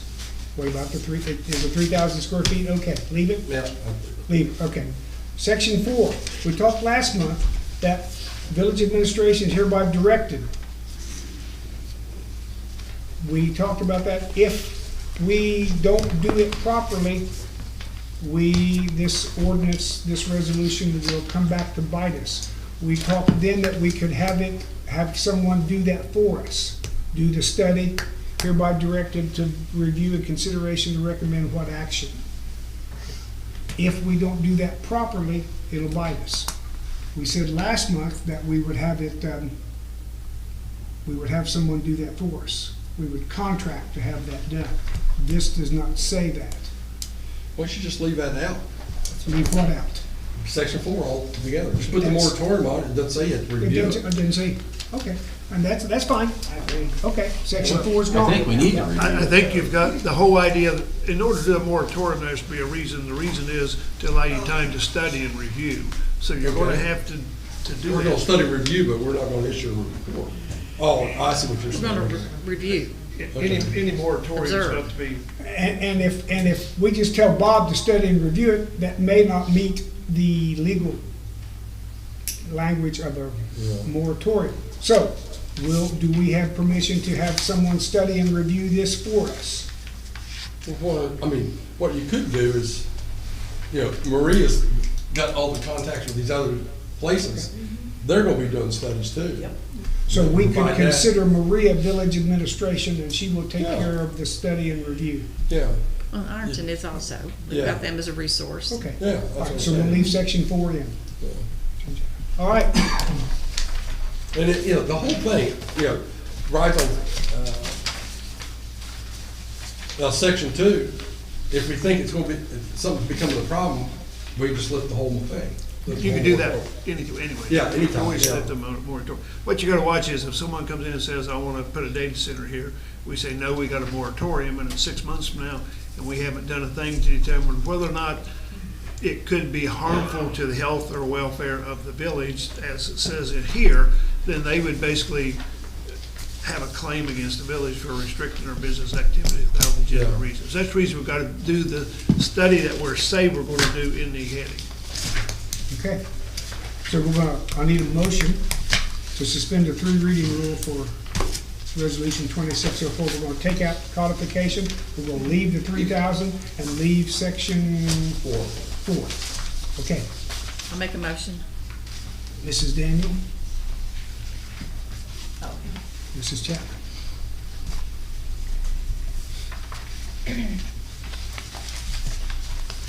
Mrs. Daniel made a motion to suspend the three reading rule on Resolution 2604, a resolution imposing a temporary moratorium on the establishment, conversion of other structures or buildings into a data center. Yeah, that's close enough.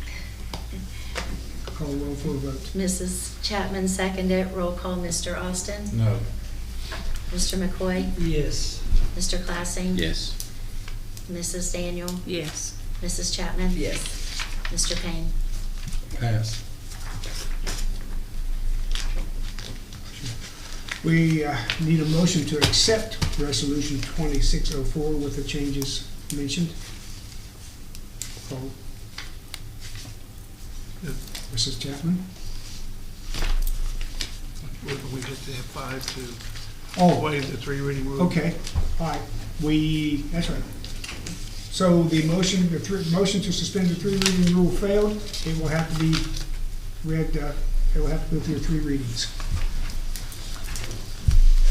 All right. 5 and 6. I want to put those together. Motion to approve the hiring of Ryan McKenzie as a part-time police officer and approve the hire of Austin Baldwin as a part-time police officer. I'm going to ask the chief to talk about those for us.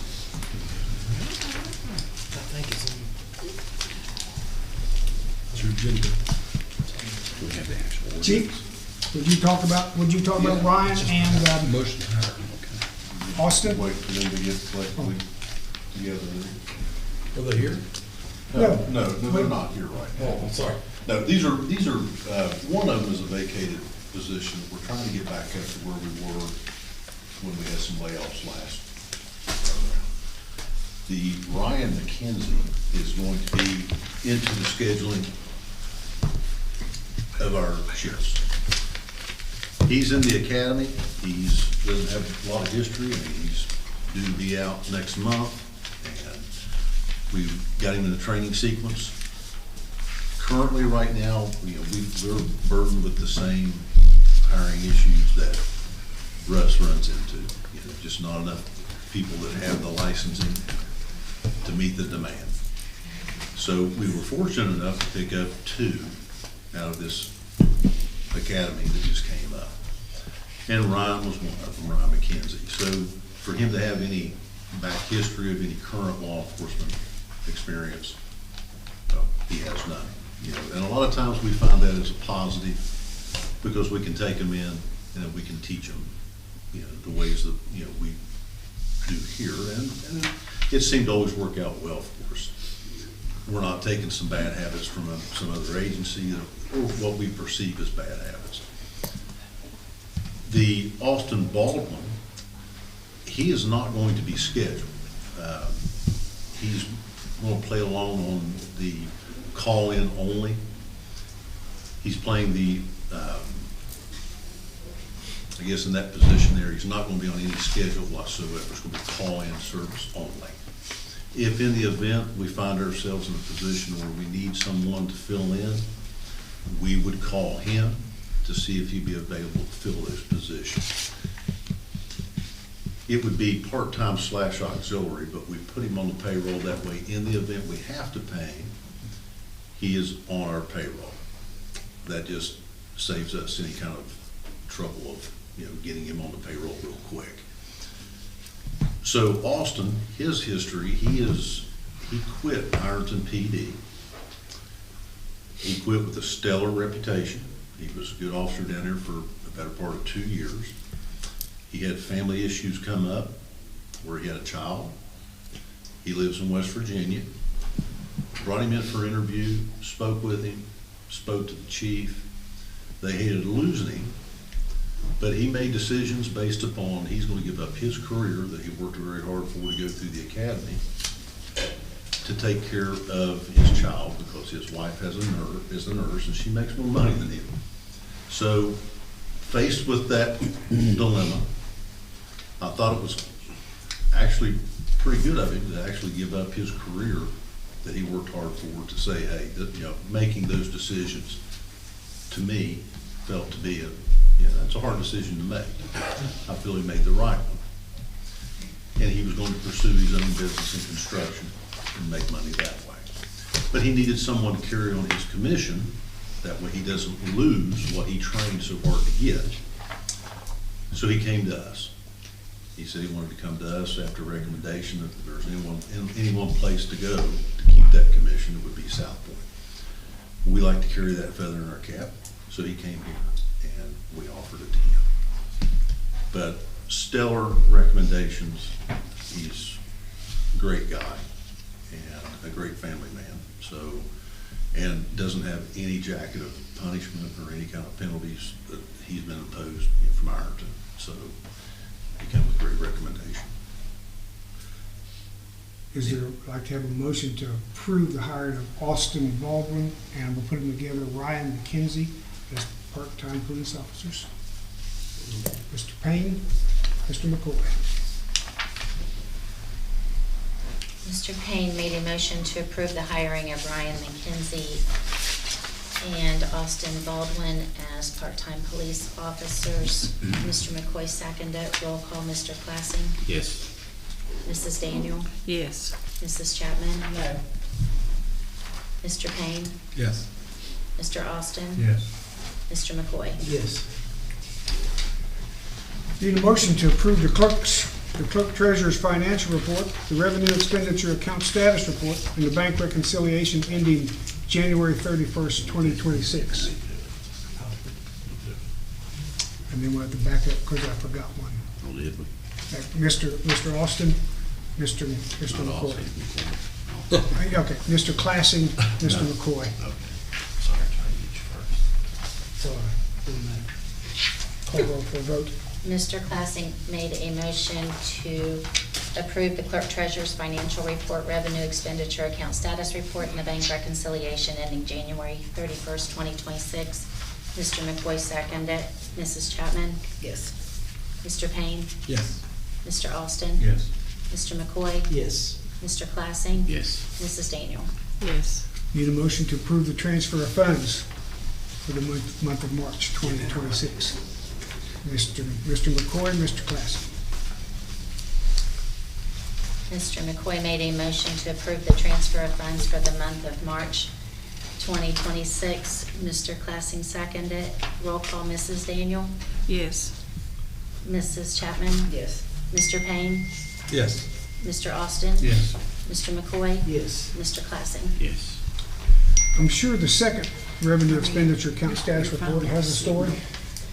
Well, I couldn't close out for January, for the end of the year, so I couldn't get January's done. So I did January's and February's this time. Need a motion to accept the clerk treasurer's financial report, the revenue expenditure account status report, and the bank reconciliation ending February 28th, 2026.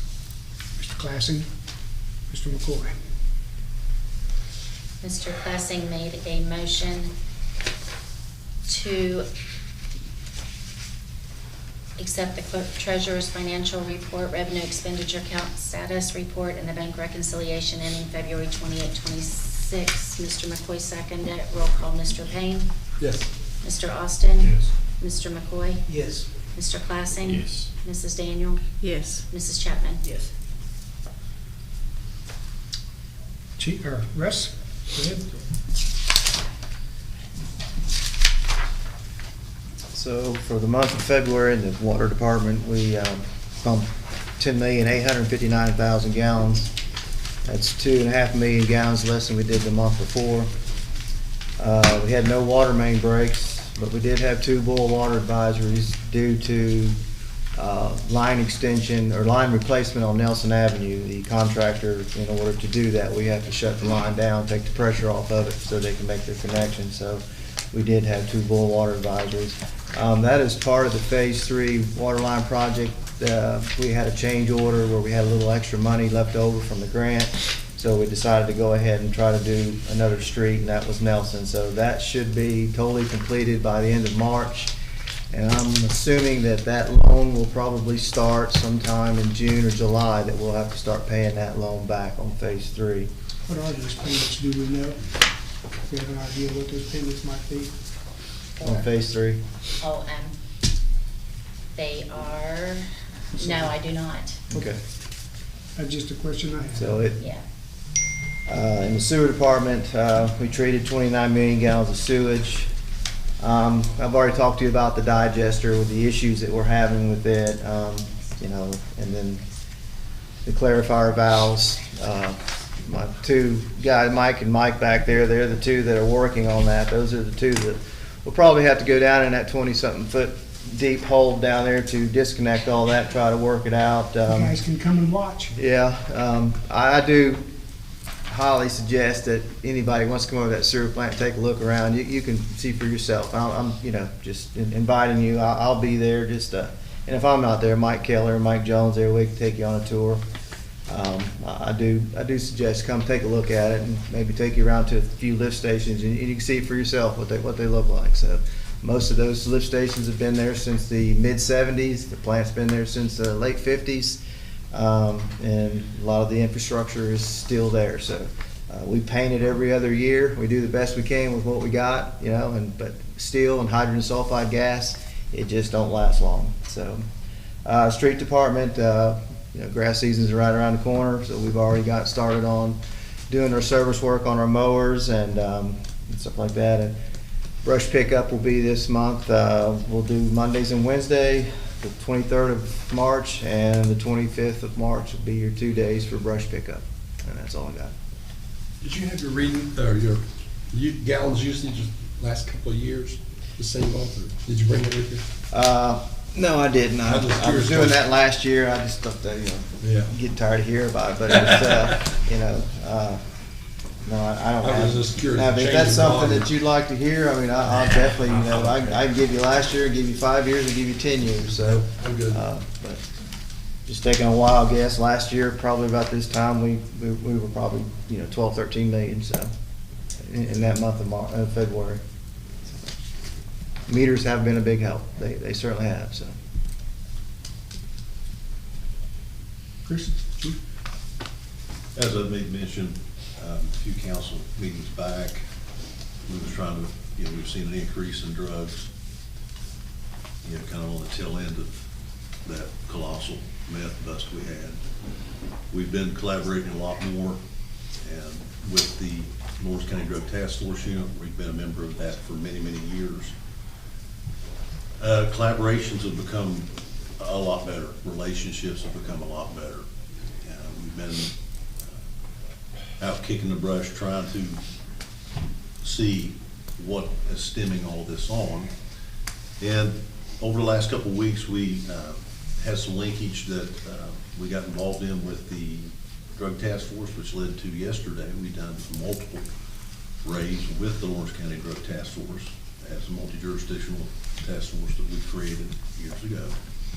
And we was able to get 47 pounds of marijuana, large amount of narcotics, Oxycontins, oxycodones, and over $30,000 in cash. Now, it is the discussion with the prosecutor's office that equitable sharing will be used with that. And that's, you know, in years past, that drew some contention. You know, it always comes down to when it comes to the money, are you getting equitable sharing of, you know, money seizures and things like that, and property seizures. We've had a lot better rapport. Things went off without a hitch yesterday. We had a wonderful turnout. Ironton was involved, we were involved, and the Lawrence County Sheriff. So with that, I think that's a great start forward. I mean, we know that, you know, when we done drug ops here in town by ourselves, it became a very, very pricey venture. Right now, with the way we're collaborating together, we can share that cost, we can work with the county, and we can work the same problem together, and it won't burden our budgets as badly as it did once we did before. But at least we're making steps back in that direction to a problem that we see that is festering once again. And as I've always said, that is one of those things that festers behind closed doors. You don't see it coming. We can clean it up. We can get the reputation that we had once before that, hey, you don't go to South Point deal drugs, and you stop. Within 2 or 3 years, it's creeped back in, because it's always done behind closed doors. But then it gets so big, it starts busting outside the seams, and when we see it, it's just too big, and it takes a lot of action to get it back under control. Right now, I think that we're going to be going down that path more often with the Drug Task Force. We got a lot better collaboration. With this great success with what we did yesterday, I have high hopes for it. During our icy episode that we had that seemed to went on forever, our crashes went through the roof. So we had monumental amounts of crash reports, but that was about all we did. Very little traffic enforcement went on during that time. So it did affect enforcement of the traffic laws. But other than that, we've had a successful model. Did we seize a U-Haul truck? Yes, we did. That is not the first one. Banners down to you. That's not the first one we've seen. I'll be very careful what I say. I just saw it. I'll be very, very careful what we say about those U-Haul trucks. But there is a lot of times with U-Haul trucks, you know, so everybody knows, I'll throw these two different phrases and you put them together however you want. I mean, we do have a human trafficking problem throughout the whole nation. And U-Haul trucks can carry a lot of people. So we had it once before that was the path and the rabbit hole that led us down. It didn't lead us to any charges or anything. But, you know, if you smell something and you're familiar with it, it probably is. So if you use that as the way we go, you know, the way we investigate things. Not saying that's what this is. I'm just saying that, you know, a lot of times U-Haul trucks are something that is they think are overlooked. I was thinking drugs, because that's the biggest box truck.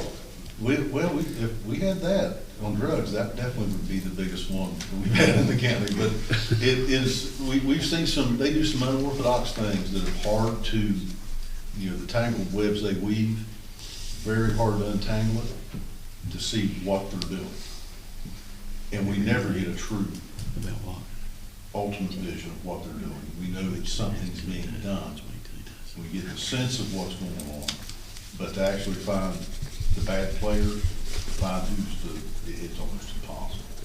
But at least we're putting a kink in putting a knot in the rope, and we're slowing things down, if that is in fact what is going on. So. And Chief? Would you step up to the, one of our comments is they can't hear the questions. Okay. I'm sorry. I think you ought to be congratulate on what you do. My question is, everything you do, and these people get arrested, that's when it falls through the cracks. There's no policy of deterrent. When they go to drug court, you open up the paper, violation of drug contract, violation of the law. That's where the breakdown is. When you guys are out there risking yourself to do what you do, and then that's as far as it goes, and then it just comes full circle and the same guys are there again. What do we do? I don't know. I try to speak intelligently about things I halfway know about, and that's right there, I can't speak intelligently about because I don't know how to fix it. I do know one thing, I do know human nature, and I do know in any trade we work in, if I take Officer Woodyard, and I know he goes out here and he busts a drug dealer that has a gun on him and everything else, and he puts his life on the line, and he watches a case that goes from a large felony to someone that could potentially took his life, and he sees that case dissipate into something that is far from what it was. That does not encourage him to want to continue doing that hard work. That's discouraging him from doing his job. And that would be the same for a pipe layer, to a welder, to anybody. You know, if you're not getting, and a lot of times it's not the reward from a police officer from the paycheck, it's the reward of seeing, I've actually got this person off the street. And I'm very, very careful with the many years I've been doing it. And Randy will understand exactly what I'm saying. Years ago, I quit calling it the justice system, I just called it a legal system. Because very seldom do we all see the same eyes and focal point of justice. And you make a very good point. I don't know how to fix it. You know, that's way above my pay grade. Once we get done with it, I can only say what it does to my officers, what it's done to me, and what we see. When you feel all your good work, and you've got this big case of a lifetime that you think, and you know, okay, we're gonna put the hammer to him, and it all falls apart. Not because of bad policing, not because of bad procedure, not because it's a bad case. It's just because the bureaucracy at a different level dictates, and House bills that are passed, and things like that. And it's not even the judges, judges are restricted too on what they can actually, sentences they can hand down. So it comes from the state level. They give them mandates, and they say, this is all we can do. And the maximums don't seem to be enough. You see this big move, and we've talked about it for years now, about rehabs. You know, I'm not gonna sit here and definitively say rehabs are a bad thing. I think we all can sit back and collectively say it's great to have a rehab to rehabilitate someone that has a drug problem.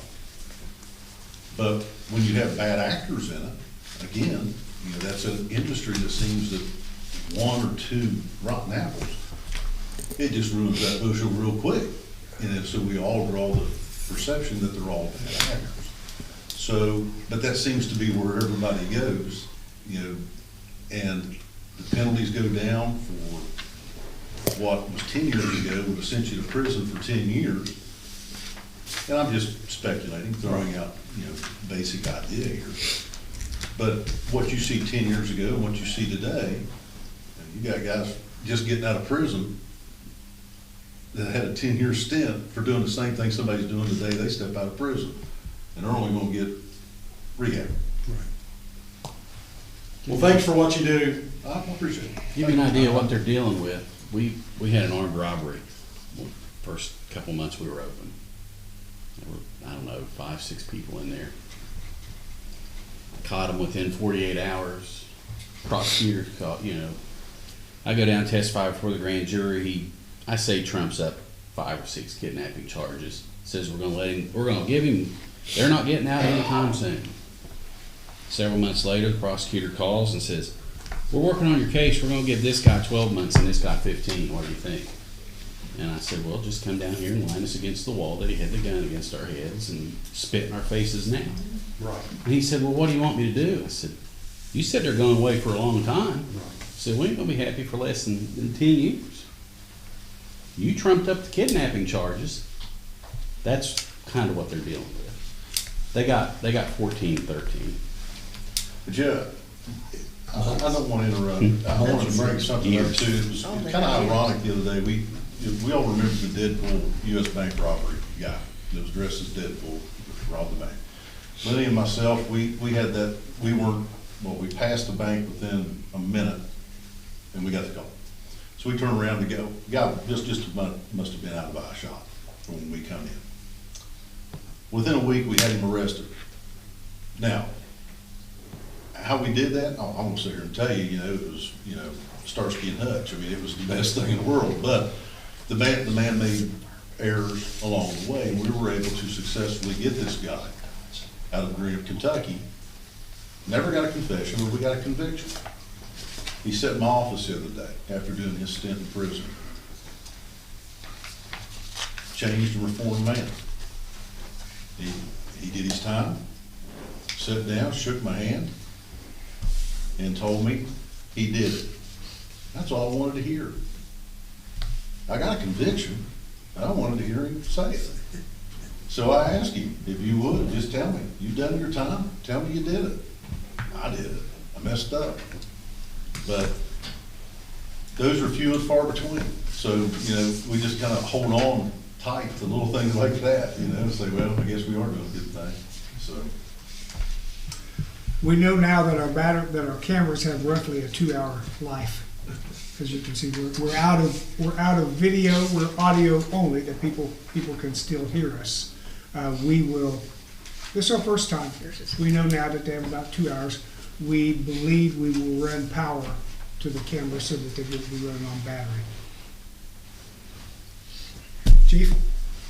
Yeah, we had a structure fire in the village, had a structure fire assisted Prairie Township, we assisted Fayette Township with 3. One of those we got put on standby. Had, like Chris said earlier, we've been on numerous accidents. And the hot spot is our Commerce Drive. You pass the 7-Up plant and that first curve right there. Especially ice, snow, going through there, make sure you go slow, because the curve, it goes right on over and you gotta head on through it. So we've been on some bad ones. But CO detectors going off, they're either out of date or need the batteries changed in them. No CO detected in the house. Same thing for smoke alarms, same thing. Batteries need changed out, so. But still waiting to hear back from some grants I got out there, so hopefully I'll hear back from them soon. That's all I got. Oh, no. Had the opportunity, got invited to go to the Civic Center, take our truck over there, the brand new truck. And there's a bunch of kids over there. I mean, there was a lot of people over there. I mean, as far as equipment and stuff like that, but was able to have, I know I lifted up, I counted myself, 206 kids and set them up in the front seat of that truck, up in the driver's seat. At the same time? Yeah. No, not the same time. Not the same time, but It's a big I slept good that night. That's a big truck. I slept good that night. Big truck. But I mean, the kids love the truck. I let them, hit the horn. Even, people, it scared them to death in there. But we had a great time. The kids had a great time. We all had a great time when we went. So, but we were just lucky we were invited to it. Seth? Well, Yeah. Our compliance officer? With the amount of snow and ice, obviously, there's not been a whole lot. I've been out there siding over. now that this is all gone, there is several properties that we've encountered that have a large amount of trash. Some of them just have a little bit of trash, but I am out there trying to get them cleaned up. Several of the written warnings have worked. I've had compliance again recently with getting the properties cleaned up. Some of them we're going to have to probably put the police department, have them get them summons into court. So I've got a couple that just aren't compliant. So we've given them numerous ample opportunities. So it is what it is. So that's pretty much all I got for now. Okay. Is there anything else that might have to come before I've got a couple of things, or anything else needs to come before the council? Okay. Remember Justin Pizzulli was here a few months ago, and he talked about House Bill 58. House Bill 58 was passed unanimously last week before last, in the House, and now it's with the Senate. We hope that the unanimous in the House sends a message to the Senate. I testified 3 times for that bill, and I've got an analysis, just a short little thing here. I'll highlight some of the stuff. David, you worked on some stuff. Maybe this will help with some of the things you did. It converts the program used by the Department of Behavioral Health to monitor recovery housing residents into a state certification program, thereby eliminating the options of relying solely on accrediting organizations. And this is helping to eliminate some of the bad actors. We don't have so many bad actors in South Point. Justin is from Sauter County, and they have much more bad actors down there. Implements a certification requirement 1 year after the bill's effective date, and meanwhile requires the department to adopt necessary rules and to begin accepting applications. It requires the department to maintain a registry of recovering housing residents that contains information that is comprehensive and consolidated. Prohibits, in the case of services covered by a health benefits plan or Medicaid, any form of kickback or making referrals involving recovery housing residences. Requires all investigations and complaints to begin within 3 days after receipts, and requires the department to permit the local Adams boards to participate. Establishes a process for seeking injunctions against violators that begins with local prosecuting attorneys rather than the Attorney General, and expressly requires that the process be used if a complaint investigation remains pending after 45 days. It creates the Ohio Recovery Housing Task Force, 16 members, General Assembly members, and other folks. Requires the task force to conduct a study and make recommendations regarding recovering housing residents, including ombudsman programs, regulations for quality inspections, fraud in billing, human trafficking, and impact of referrals and relocation. It requires the task force to meet within 30 days and prepare a report within 1 year after its first meeting. Requires each community addiction service provider to make a full disclosure of the services offered. This is one we've had.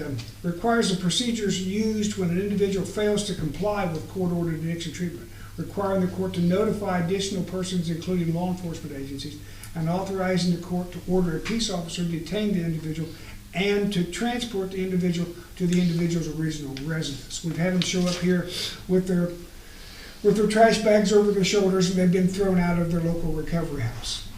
Not here in South Point. This one was outside the village, and the bill will make sure they make arrangements to send them home. If they're going to flunk out, they have to send them back. So that should do us some good with some of the stuff. Tomorrow I'm going to the State House with our community project application for the capital budget. We talked about using it for a spray pad. Do you have anything that I can take with me tomorrow? Did you do any more research? We didn't get that finished yet, did we, on the splash park? No. It's due tomorrow, and I have to be up there anyway, so I'm going to deliver it directly to our representatives in Columbus tomorrow. Does anybody go to the post office? Somebody wanted, Rick, you wanted a speed bump. So, do you go to the post office? Man, there's a speed bump on the way to the post office. Is there? Yes. Yeah. It's about a foot deep. Seems not a bounds it. There's a good dip. Now, fortunately, that speed bump is out of the roundabout and onto Commerce Drive. And Commerce Drive is commerce, jobs, and economic development. So I talked with ODOT, and they were here, today's Tuesday, they were here Thursday or Friday last week, and we went out and looked at it, and ODOT will pay for it. We don't have a quote yet, but ODOT will pay for the dip in it. We anticipate $100,000 to $150,000. So that's that. I don't have anything else. You jogged my memory on talking about the drug houses. I had to do a seminar on the opioid epidemic, all that mess. The funds that are paying for all this stuff expire in 2035. Each community, we've got $5,000–6,000 gets opioid recovery funds that we're required to spend to prevent opioid abuse. How in the world It's are we? $5,000. How in the world? What would we spend it on? I took that to mean, And that's a serious question. Yeah, It's I got to be took used that- to prevent more abuse. I took that fund to mean in the village employees. I'm going to use that fund to drug test village employees. That's the first I've ever said that. We've had that money for close to a year.